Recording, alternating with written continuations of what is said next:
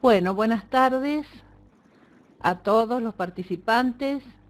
Es un gusto recibirlos un año más en la Cyber Week, que ya comenzó ayer con la apertura, con las palabras del doctor Alberto Elisabetsky y con la doctora María Eugenia Solé.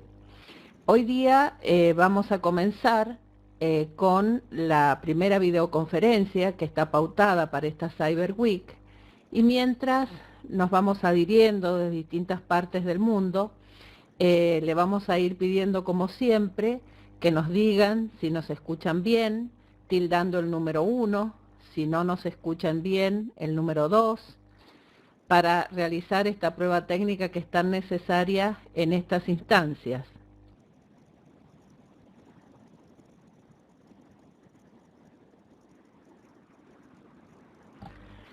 Bueno, le damos la bienvenida a todos. Realmente la Cyber Week es la oportunidad en el año en que nos encontramos para revisar cómo estamos con la tecnología en esta actividad nuestra de la resolución de conflictos. También es importante que nos encontremos los colegas en estos espacios, más que venimos de distintas partes del mundo. Yo los saludo desde Mendoza, Argentina. Integramos el comité académico de esta Cyber Week, junto con el doctor Alberto Elisabetsky y la doctora María Eugenia Solé, mis apreciadísimos colegas, e intentamos, ¿no es cierto?, aportar nuestro humilde campo de conocimiento, y lo más importante es la presencia de ustedes, que nos enriquecen con también sus propias trayectorias. Además, es muy importante que mantengamos estos lazos de conexión, porque sin dudas nos va a ayudar en el ejercicio de nuestra profesión en la construcción de paz.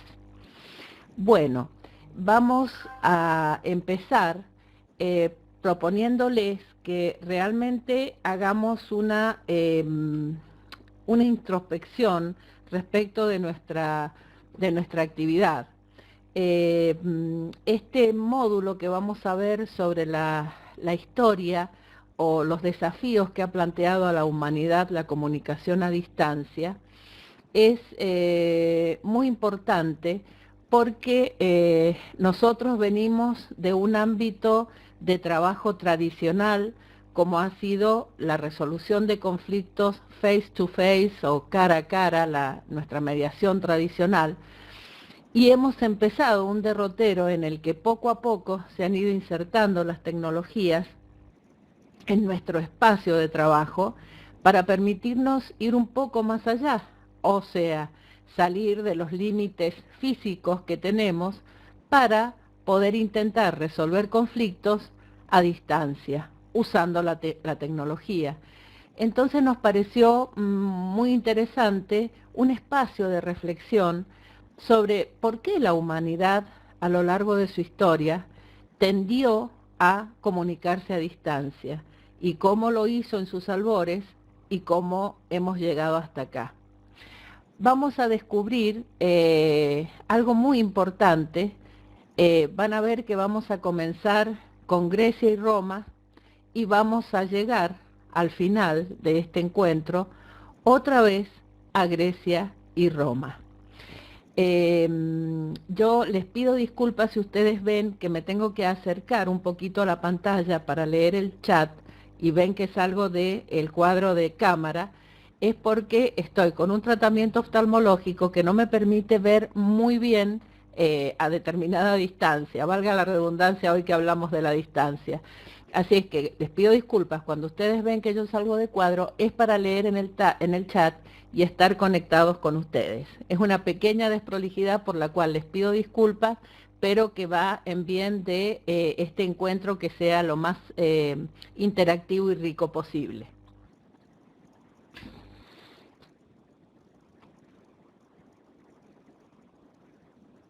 Bien, vamos a comenzar con nuestra presentación. Tenemos nosotros que pensar que cuando hablamos primero de resolución de conflictos, necesitamos aclarar terminología para aquellos que no han tenido acceso todavía al conocimiento sobre los nuevos espacios y las nuevas tecnologías, atendiendo a que tenemos participantes de distintos lugares territoriales. Cuando nosotros hablamos de resolución de conflictos, hoy en día podemos hablar de resolución alternativa de conflictos, que es el sistema de resolución de conflictos tradicional, ¿no es cierto?, el famoso face to face, cara a cara, en un mismo ámbito espacial, todas las partes con el operador de conflictos. También tenemos ahora, desde hace unos años y cada vez más, la resolución de conflictos acompañada por la tecnología, que permite ir un poco más allá y tratar de desarrollar el trabajo a distancia. Son las ODR, en inglés, Online Dispute Resolutions, o RDL, en español, Resolución de Disputas en Línea. Tenemos que tener en consideración que ambos sistemas son iguales, pero con sus diferencias, obviamente, que están marcados por el uso de la tecnología en uno de ellos, como es la resolución de disputas en línea, y están unidos los dos sistemas en que los dos es muy importante, y es uno de sus ingredientes principales, la comunicación. En los dos de la misma forma, la comunicación como requisito importante, pero que tiene sus propias facetas, ¿no es cierto?, y sus propias características, si es cara a cara, en un mismo ámbito espacial, o si se hace a través del uso de la tecnología a distancia. La comunicación tiene sus propios caracteres, sus propios bemoles, podemos decir así, cuando se desarrolla a distancia.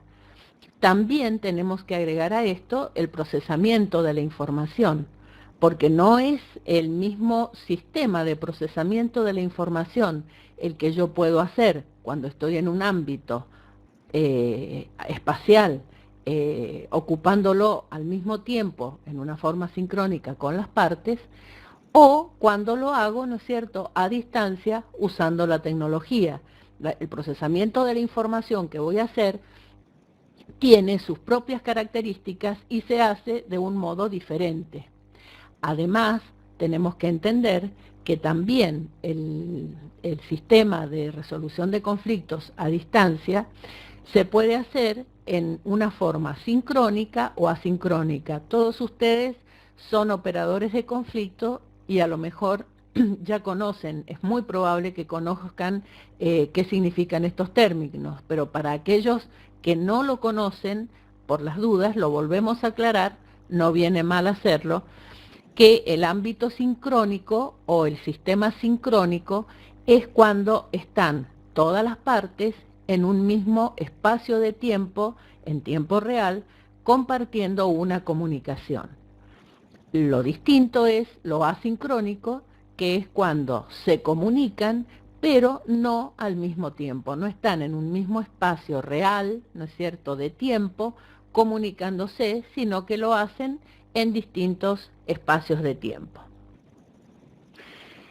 Estas terminologías necesitamos aclararlas para que nos queden igualados los conocimientos de todos los participantes.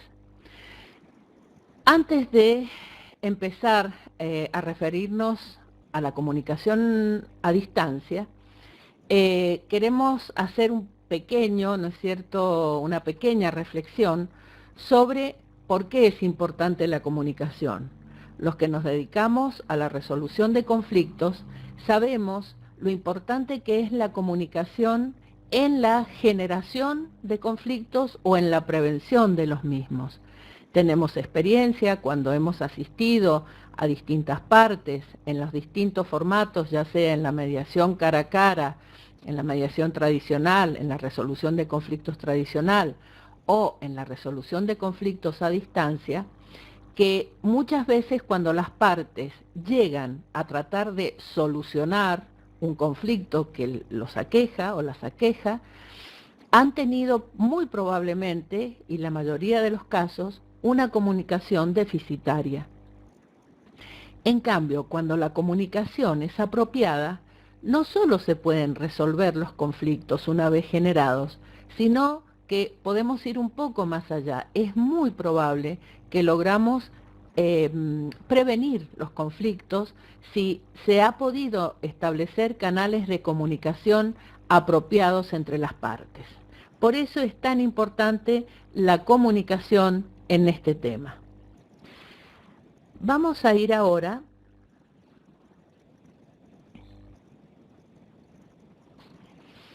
a la leyenda, el mito del soldado Filípides. ¿Por qué? Porque Filípides nos marca el comienzo en la antigua Grecia de la necesidad de la comunicación a distancia. Por eso les decía al comienzo del encuentro que partimos de Grecia y volvemos a Grecia. Ya van a ver por qué. Es muy probable que al final de este pequeño encuentro nos refiramos y encontremos el sentido de por qué estamos diciendo que partimos de Grecia y regresamos a Grecia después. La historia de Filípides tiene distintas versiones. Si nosotros leemos a Herodoto, representa, acá lo que tienen ustedes es una pintura realizada en el año 1860 y algo, perdónenme, no puedo leer con claridad la cartilla. En esta pintura se representa el mito de Filípides, contado por Herodoto. Herodoto presenta a Filípides como un soldado ateniense cuyos generales lo mandaron una vez cumplida la batalla de Maratón. Los generales atenienses estaban preocupados porque le habían ganado a los persas y tenían miedo que los persas fueran sobre Atenas. Entonces Herodoto cuenta que los generales atenienses mandan a Filípides a Esparta para que les avisara a los espartanos lo que les había pasado a los atenienses, que tenían miedo que los persas fueran a Atenas y que les pedían ayuda. Lo que recorrió supuestamente Filípides en la historia de Herodoto fueron 213 kilómetros que hay entre Maratón y Esparta. Pero hay otra versión, que es la que generó el mito de Filípides, que los generales atenienses le pidieron que fuera a Atenas a avisar que habían ganado ellos en Maratón a los atenienses, perdón, a los persas, y que les dijera a los atenienses que se cuidaran porque los persas podían ir sobre Atenas. Entonces, el mito cuenta que Filípides llegó a Atenas, contó, hemos vencido, y cayó desfallecido de tanta fatiga. Y en honor a él es que se generó después la disciplina de la maratón o del maratón en las Olimpiadas, en las primeras Olimpiadas que se celebraron en Grecia. Nos gustó empezar con esta historia porque realmente muestra a una persona, ¿no es cierto?, en la antigua historia griega, que corrió muchísimos kilómetros, ya sea que haya sido entre Maratón y Esparta o entre Maratón y Atenas, que eran menos kilómetros, para dar una noticia, para comunicar algo. Vamos a seguir ahora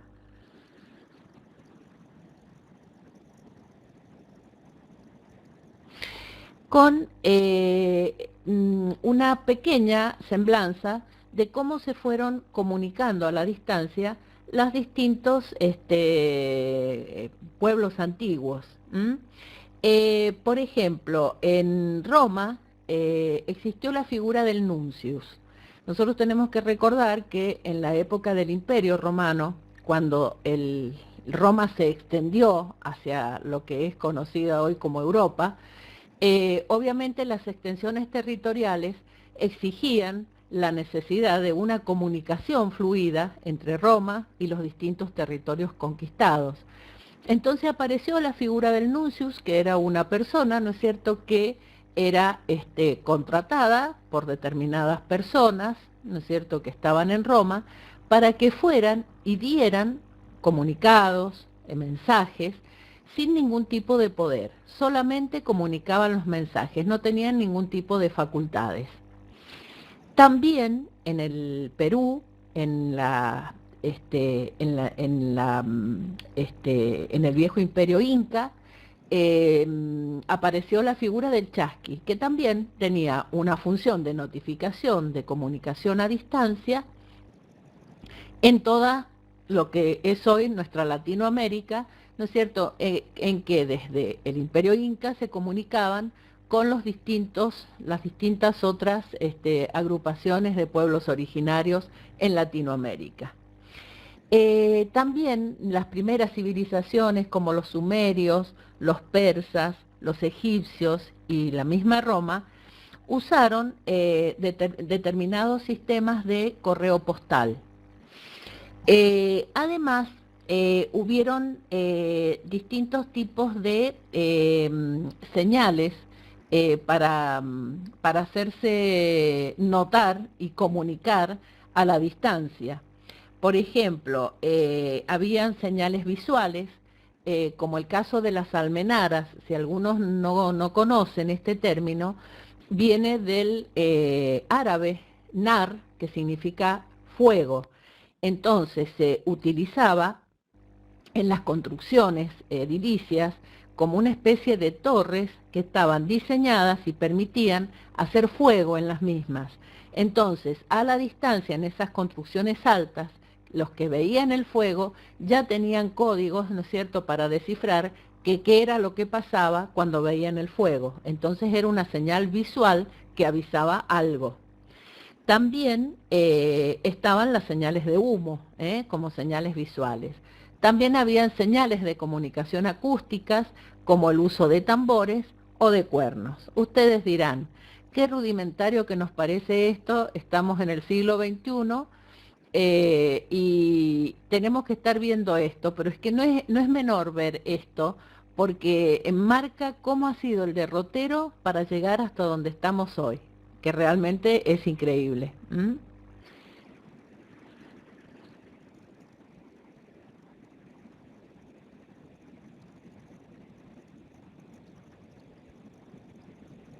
Bueno, un gran paso lo dio Morse con su telégrafo, ¿no es cierto? Acá vemos un dibujo, un gráfico del diseño del telégrafo de Morse que permitió un gran paso en la comunicación a distancia, determinado por distintos símbolos y signos auditivos que iban marcando, ¿no es cierto?, el sentido de letras para formar palabras, y así se empezó a comunicar a distancia de una forma mucho más eficiente.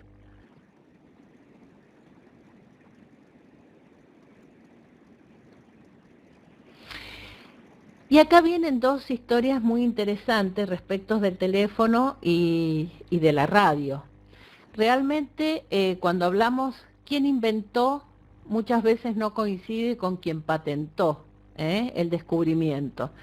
El teléfono es conocido como un invento de Graham Bell, pero lo real es que el que inventó el teléfono y al que le llamó teletrófono fue el señor Antonio Meucci, que lo inventó, o sea, por una necesidad que él tenía, inventó un sistema de comunicación, una especie de teléfono, porque su señora tenía una enfermedad que no le permitía trasladarse. Entonces la señora permanecía en cama y él tenía una residencia, una vivienda, en la cual él estaba en un piso y la señora en otro piso. Entonces él diseñó ese sistema para comunicarse con su esposa. Lo que pasó es que Antonio Meucci nunca pudo patentarlo en debida forma a su invento. Tomó la idea Graham Bell y lo patentó. Por eso se conoce, ¿no es cierto?, a través de los tiempos y en la historia, como que Graham Bell es el inventor del teléfono, que fue una gran invención, fue el primer, digamos, invento que permitió la real comunicación a través de la palabra entre dos personas en distintos lugares geográficos. Algo parecido pasó con la radio. La radio la patentó Marconi, pero su inventor real es un ingeniero electrónico, Nikola Tesla, que fue realmente quien inventó los principios, ¿no es cierto?, de comunicación a través de la radio, importando también un importante avance, ¿no es cierto?, en esto de la comunicación. La televisión nos ofrece un importante, digamos, conocimiento respecto de la idea que nosotros tenemos. Nos parece que la televisión fue inventada mucho más cerca de nosotros en el siglo XX, pero realmente data del año 1926 aproximadamente, en que John Logie Baird diseñó el sistema de lo que hoy conocemos como la televisión. Ustedes lo pueden ver ahí parado en una figura al lado de lo que era su televisor de aquellas albores del siglo XX. Y realmente el nombre marca con sus raíces, ¿no es cierto?, de donde provienen los distintos términos, lo que realmente significa la televisión. Tele, del griego distancia, y visión de ver, ¿no es cierto?, de vicio, del latín.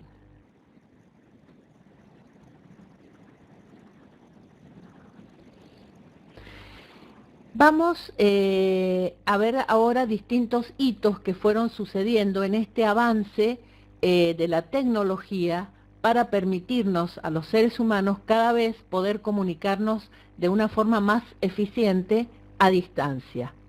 La creación del módem. Cuando aparece el módem fue un sistema que se creó de modulación y desmodulación de señales analógicas y digitales entre computadoras. Ahora solamente tenemos que se modulan y desmodulan señales digitales, pero en un principio hacía lo propio con ambas señales, analógica y digitales, permitiendo la comunicación entre computadoras. Y ese fue un avance realmente muy importante porque dio pie a los nuevos descubrimientos que vamos a ver enseguida. En los años 60 comienza a ser utilizada la telecomunicación, o sea, la comunicación a distancia, en el campo de la informática, con el uso de los satélites de comunicación, que fueron un gran avance para las comunicaciones hasta el día de hoy.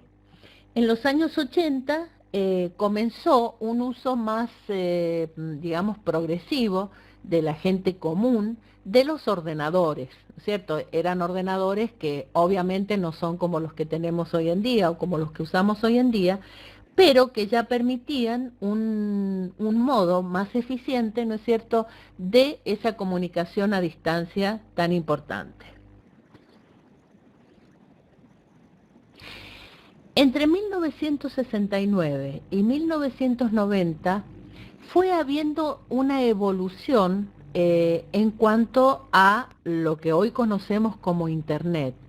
Realmente el descubrimiento de Internet ocurrió en 1969, en que comenzaron, ¿no es cierto?, distintos rudimentos de comunicación a través de la informática. Pero cuando realmente se comenzó a usar o explotó Internet, fue en 1990, en la década del 90. Por supuesto, en ese interregno de tiempo entre 1969 y 1990, no se había, digamos, evaluado cuáles eran las posibilidades que tenía Internet y tampoco se lo veía como algo seguro. ¿M? Y realmente tenían razón de que no era algo seguro y que iba a ser un espacio en el que no iba a reinar la armonía, porque luego de esa explosión que se dio con Internet a partir de la década del 90, creado Internet, usado Internet, aparecieron muchos problemas y es verdad que hoy en día tenemos problemas nuevos, cada día diferentes, que devienen del uso de Internet, ¿no es cierto? Por ejemplo, el spam, el phishing para aquellos que no conocen el término, es, digamos, la captación de datos por medios fraudulentos. Vieron cuando los hackers captan contraseñas o ingresos a distintos sitios privados, a eso se lo conoce como phishing.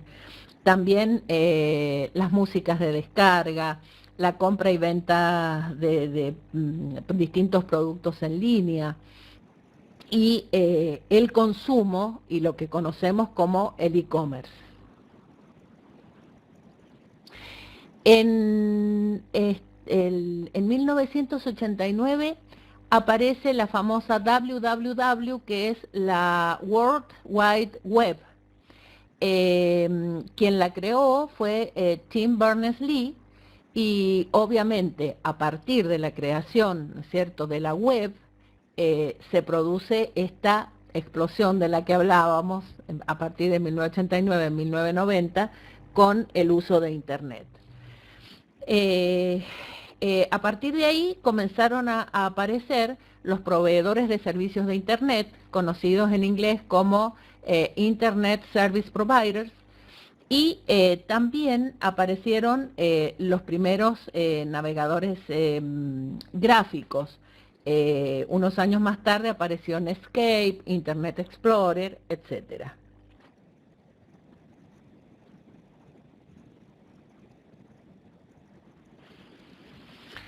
Vamos a ver cuáles fueron los orígenes de las Online Dispute Resolution, porque una vez creado el sistema de tecnología que nos podía servir para aplicar a la resolución de conflictos, obviamente surgió la Online Dispute Resolution o resolución de disputas en línea. La era de ODR se dio a través del desarrollo y el uso de la web en la década de los 90 a través de la Fundación Hewlett y la Universidad de Massachusetts. Hicieron un acuerdo, un convenio para generar el Centro de Tecnología de la Información y de Resolución de Controversias, y dentro de esto el Centro Nacional de Tecnología y Resolución de Disputas. Este grupo de académicos y de personas expertas en tecnología fueron los que empezaron a poner en movimiento, ¿no es cierto?, el uso de la tecnología para la resolución de controversias. Su objetivo era apoyar el desarrollo del campo de la resolución de disputas en línea. Y realmente lo han logrado, pero queda muchísimo camino por recorrer, como vamos a ver enseguida. En 1996, los primeros artículos sobre ODR fueron publicados y lo hacían cuando hacían revisiones de legislación, no específicamente para dedicarse, ¿no es cierto?, a escribir sobre la resolución de disputas en línea. El Centro Nacional de Información Automatizada de Investigaciones, conocidos por sus siglas en inglés, patrocinó las primeras conferencias que se dedicaron a la resolución de disputas en línea. Y desde este Centro Nacional de Información Automatizada fueron puestos en marcha distintos emprendimientos sobre ODR respecto de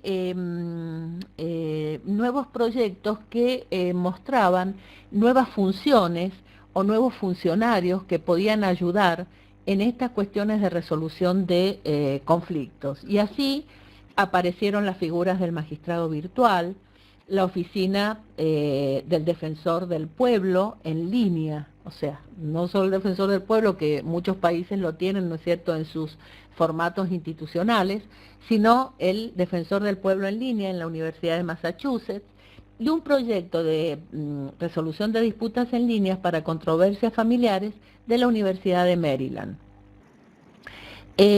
También esto que estamos celebrando en esta semana fue uno de los emprendimientos que hubieron a nivel académico y tecnológico para ir sosteniendo la evolución de la resolución de disputas en línea, como es la Cyber Week. La Cyber Week fue uno de los motores de esta nueva actividad de la resolución de conflictos en línea, en la que siempre se han propuesto, ¿no es cierto?, simulaciones, discusiones y demostraciones de software, y es el espacio que tenemos todos los años en esta semana para ver y rever cuál es la situación que tenemos respecto de la tecnología aplicada a la resolución de conflictos. Como dijo ayer mi querida compañera María Eugenia Solé, tienen que tener en cuenta que también se está celebrando en este mismo momento en Estados Unidos el espacio de Cyber Week en inglés. Lo estamos haciendo a la par en los dos idiomas, en inglés y en español. Han habido otros años que se ha hecho también en italiano, en Italia, y realmente siempre se esperan y muchas veces hemos obtenido grandes aportes y muchas novedades en esta semana de Cyber Week.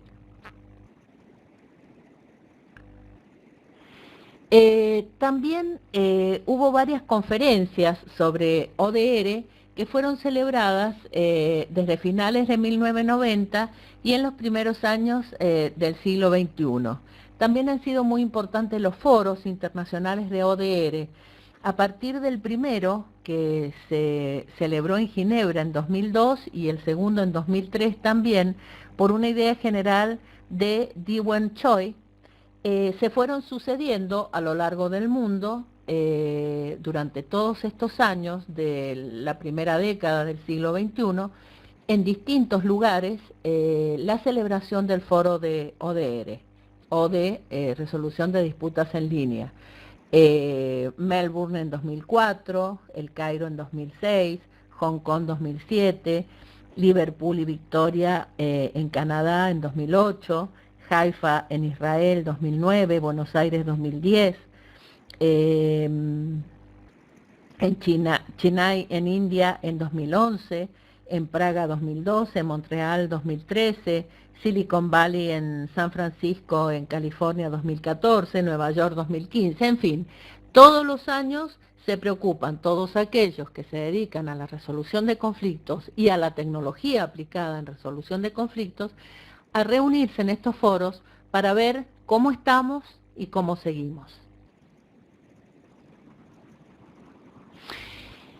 Un punto muy importante en la evolución de las resoluciones de la actividad de la resolución de conflictos en línea está dada por la evolución del comercio en línea o de lo que es conocido en inglés como el e-commerce. Realmente el e-commerce que llamamos hoy en día, el e por el internet, ¿no es cierto?, el uso de internet aplicado al comercio, realmente tiene vestigios de inicio muy antes, muy anticipadamente al inicio de la actividad a través de internet. Porque, por ejemplo, ya en los albores del siglo XX, en 1920, en Estados Unidos se hizo popular la venta por catálogos. Entonces, era la posibilidad de que las personas pudieran comprar ¿no es cierto? Y los vendedores pudieran ofrecer sus productos sin que la persona tuviera un acceso directo al producto en forma personal en el mismo espacio geográfico. Entonces, con los catálogos mostraban sus productos y la gente podía hacer sus compras a distancia. Por supuesto, era una forma de comunicarse diferente a lo que marca el comercio tradicional.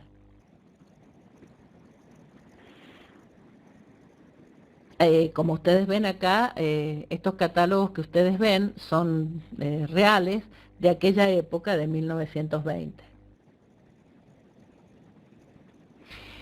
En el creador del e-commerce como lo llamamos ahora, pero de la compra en línea o de la compra de productos a distancia, fue el señor Michael Aldrich en 1979. Yo no sé si ustedes tienen conocimiento de lo que significa las relaciones en el e-commerce, B2B, B2C. Cuando ustedes ven, es muy probable que ustedes conozcan estos términos, pero si hay alguno que no lo conoce, les pido disculpas para los que sí conocen el término, por respeto hacia todos, tenemos que nivelar el conocimiento. Entonces, cuando aparece el B2B, significa business to business, o sea, cuando se relacionan empresas de comercio o comerciantes entre sí. Business to business realizan operaciones de comercio a distancia. Cuando existe el B2C es el business to consumer, o sea, cuando se relaciona un proveedor o un comerciante con el consumidor. Y puede ocurrir también el consumer to consumer entre consumidores que venden y compran entre sí los productos que les interesen. La primera venta online B2B, o sea, business to business, fue organizada en 1981, en que Thomson Holiday organizó a sus agentes de turismo en un sistema muy parecido a lo que es hoy la compra online o la venta online, para que pudieran ofrecer a sus clientes los catálogos que tenían sobre sus productos turísticos en ese momento en que lo estaban organizando. Un dato muy interesante, lo hemos puesto porque realmente muestra o nos ubica en el tiempo en forma contraria a lo que nosotros podríamos suponer sobre quién hizo la primera compra online, quién fue la primera e-shopper. Fue la señora Jane Snowball en 1984, una dama inglesa de 72 años, que con un sistema muy distinto a lo que usamos hoy para realizar nuestras compras online, compró mantequilla, huevos y cornflakes. Le vamos a pedir a Sofía si nos puede poner en pantalla un video que muestra al señor Aldrich cómo muestra las bondades del sistema creado por él del e-commerce, y se ve una representación de la señora Snowball comprando con una cajita muy simpática los productos que un supermercado ofrecía. Es una lista de productos que ella eligió para comprar. Acá vamos a ver. 1984, Gateshead.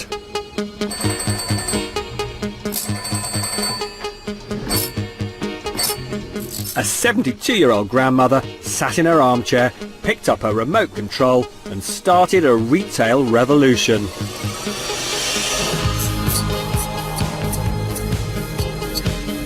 Mrs. Jane Snowball was part of a local council initiative to help the elderly and infirm. she'd been given a groundbreaking bit of computer technology to order groceries from her local Tesco. It was called Videotex. Mrs. Snowball never saw a computer. Never. Mrs. Snowball saw a television. Her connection to the television was a TV remote with an additional button which said phone.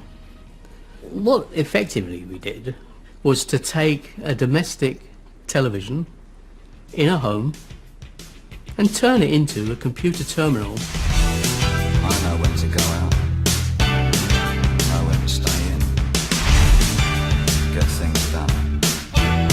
It took just 15 minutes to teach this trailblazing Silver Surfer how to order online.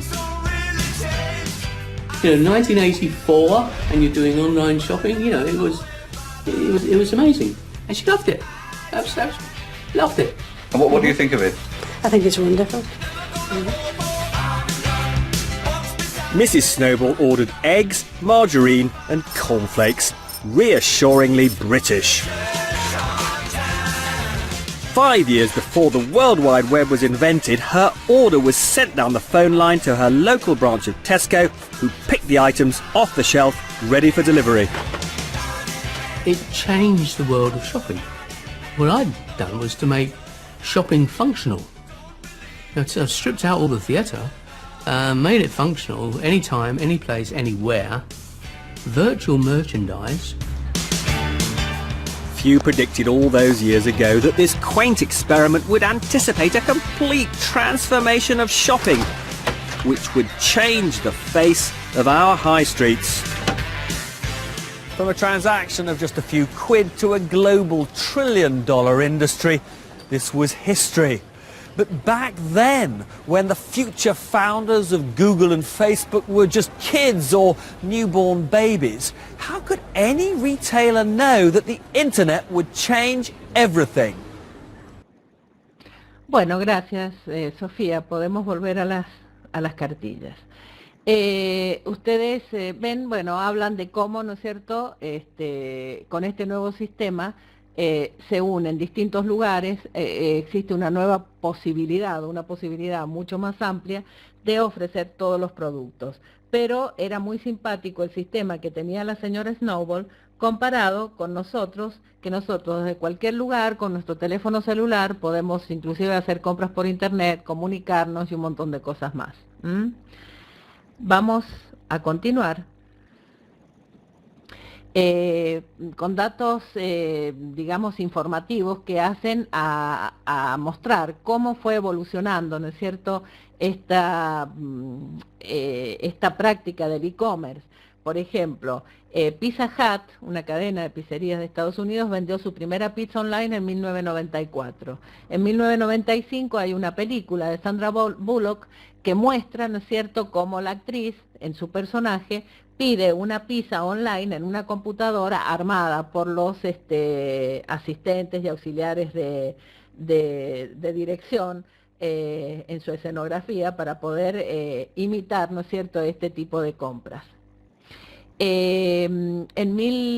Perdón, nos volvimos para atrás. Un dato también anecdótico muy interesante es que la primera compra segura en el e-commerce fue de un disco de Sting, el Ten Summoner's Tales, que lo compró un señor de Estados Unidos por $12.48. En 1995, el señor Jeff Bezos lanzó Amazon y Pierre Omidyar fundó eBay. Son las distintas plataformas que se fueron generando para ir acompañando al tema del e-commerce. En 1999, eBay hizo, ¿no es cierto?, como un convenio con el Centro Amherst para la Información de la Tecnología y Resolución de Controversias de la Universidad de Massachusetts, para llevar a cabo un proyecto piloto para mediar en los conflictos que empezaban a surgir con motivo del e-commerce. Esto marca también una evolución. En el 2010, el número de conflictos a cargo de eBay había alcanzado la cifra extraordinaria de 60 millones. Hecha la actividad, hecha la aparición o la generación de controversias, obviamente. Entre 1999 a 2000 aparecieron nuevas plataformas virtuales para tratar de colaborar en esta actividad de la solución de las controversias que se iban generando. Ellas fueron Smart Settle, Cyber Settle, Mediation Room, etcétera, etcétera. Y también en 1999, como un dato muy importante, apareció la INCAN, conocida, la sigla, como Internet Corporation for Assigned Names and Numbers, y la Policía Uniforme de Solución de Controversias para los números y denominaciones que se asignan en Internet.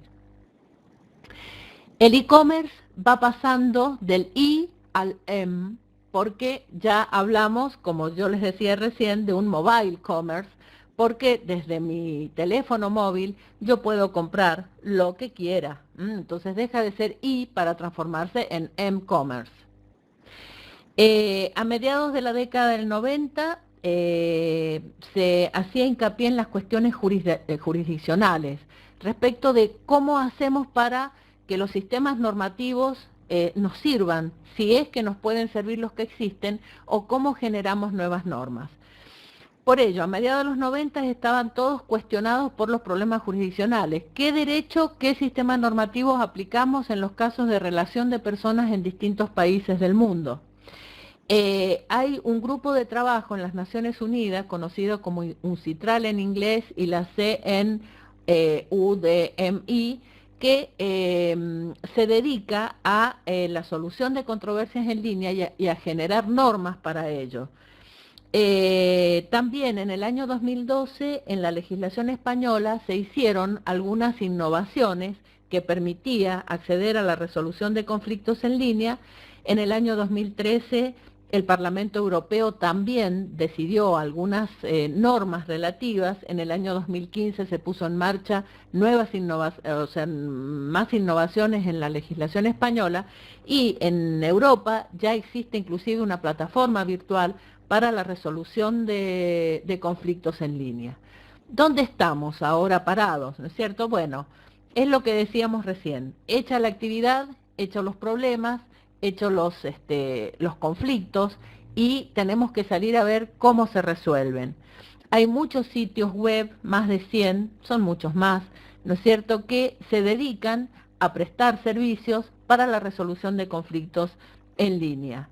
Hay problemas y conflictos en los dominios de Internet, sobre propiedad intelectual, conflictos en la industria de la construcción, reclamaciones de contribuyentes al Estado, reclamaciones de consumidores a tribunales de consumo, reclamos de compañías de seguro, casos de disputas laborales, conflictos de consumidores con empresas de consumo masivo, bueno, etcétera, etcétera, etcétera, y muchos otros que no hemos puesto acá, pero que realmente existen también.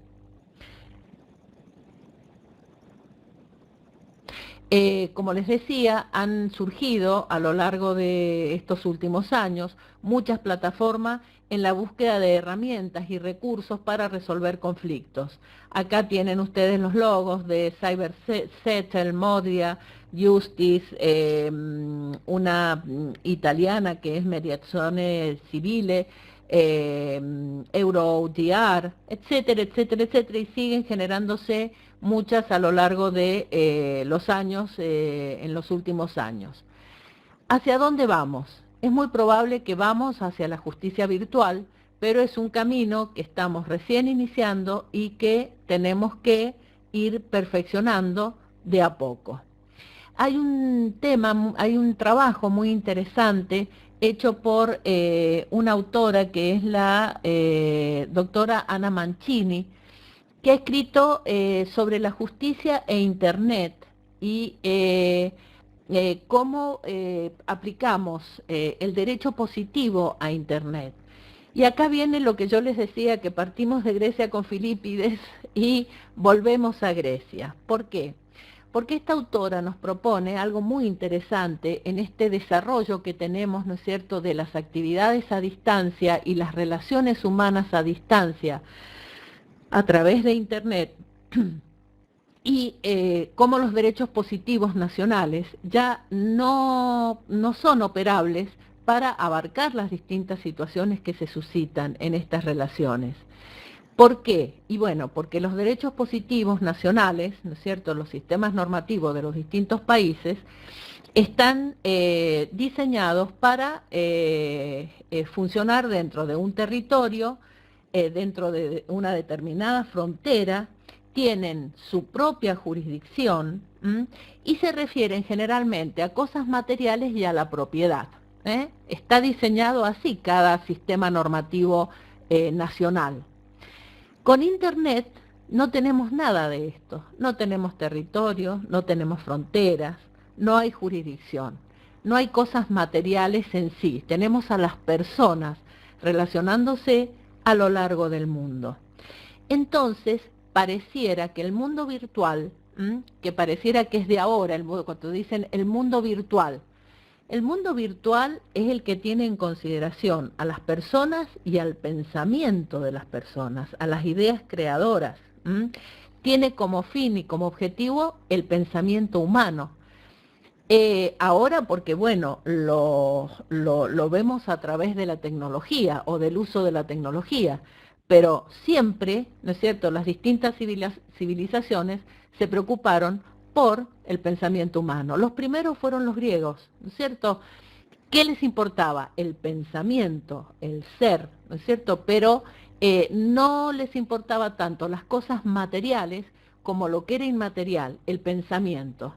Y dice esta autora, lo que tenemos que hacer es pensar a Internet, ¿no es cierto?, a los espacios de Internet o a este nuevo forma de relacionarnos, como que su destinatario o su objetivo son las personas, los sujetos, sus ideas y su pensamiento, la psique colectiva. Entonces, nos vamos a abstraer de jurisdicciones, nos vamos a abstraer de fronteras y nos vamos a abstraer de territorios. O sea, colegas, partimos de los griegos y asombrosamente tenemos que convencernos de que tenemos que volver a los griegos en esta idea de pensar al sujeto, a la persona y su pensamiento y sus ideas como el sujeto más importante de este espacio que tenemos en esta etapa de la historia con el uso de las tecnologías de la comunicación y de la información.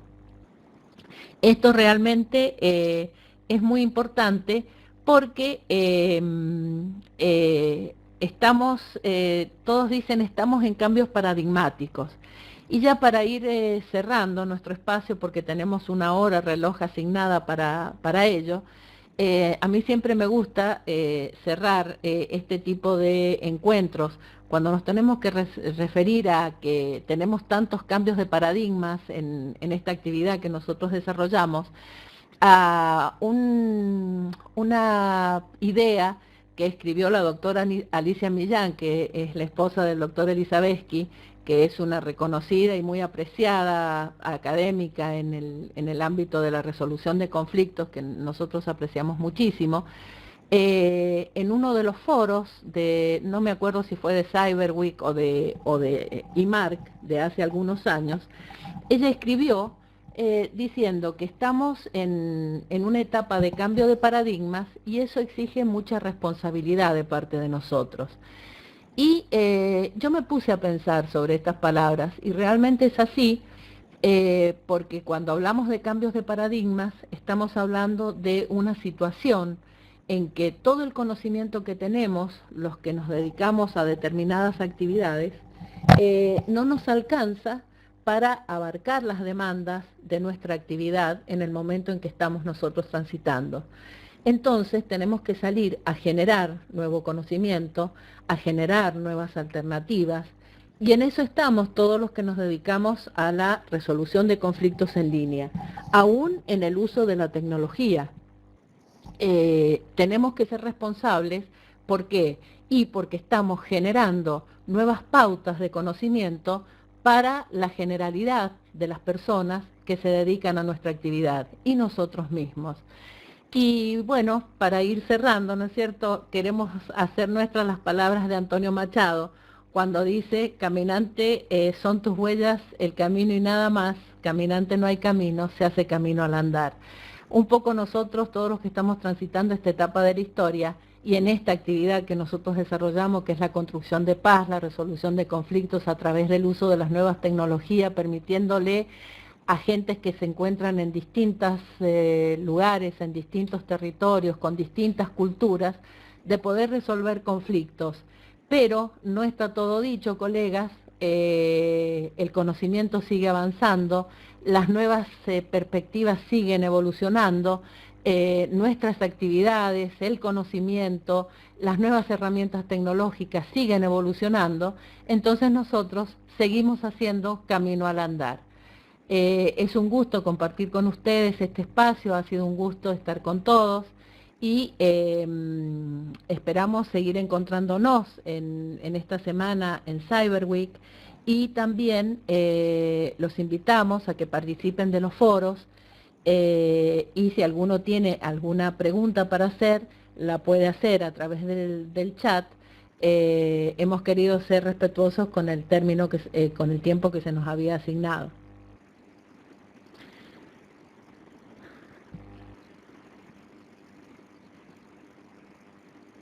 Bueno, un saludo para todos. Gracias, Sofía, por ponernos el chat en pantalla. Un saludo muy afectuoso para todos, y nos seguimos viendo en estos espacios de crecimiento personal para todos. Los invitamos a que sigan participando del foro, y un saludo desde Mendoza para todos ustedes. Muchas gracias.